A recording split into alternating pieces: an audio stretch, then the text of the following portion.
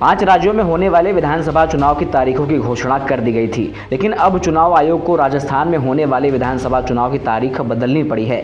इसकी एक वजह दिन देव उठानी 11 है और उस दिन हजारों की संख्या में शादियां होती हैं।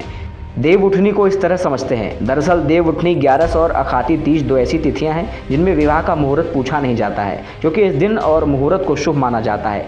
इसलिए इन 2 दिनों में सबसे ज़्यादा शादियां होती हैं। देव उठनी 11 पर तो और भी ज़्यादा, क्योंकि बारिश में जब देव सो जाते हैं तो अधिकांश समाजों में शादियाँ भी रुक जाती हैं।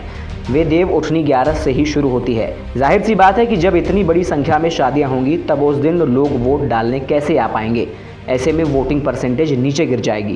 खैर, राजस्थान में राजनीतिक पार्टियों को अब अपने चुनाव प्रचार के लिए 2 दिन और मिल जाएगा। खासकर कांग्रेस इससे खुश होगी, क्योंकि वह अभी तक अपने प्रत्याशी भी घोषित नहीं कर पाई है। भाजपा ने इस मामले में बाजी मार ली है। उसने न केवल राजस्थान में बल्कि मध्य प्रदेश और छत्तीसगढ़ में भी कई प्रत्याशियों की घोषणा कर दी है। उसके सभी प्रत्याशी अपनी अपनी तैयारी में भी जुट गए हैं। इसका फायदा यह हुआ कि सूचियां तैयार करने के माथापच्ची भरे काम से मुक्त होकर भाजपा अब अपने घोषणा पत्र को तैयार करने के लिए मशक्कत करने में जुट गई है। वैसे तो कांग्रेस के बड़े नेता सभाएं कर रहे हैं, रैलियां भी चल रही हैं, लेकिन प्रत्याशियों की सूची अभी तक जारी क्यों नहीं की गई।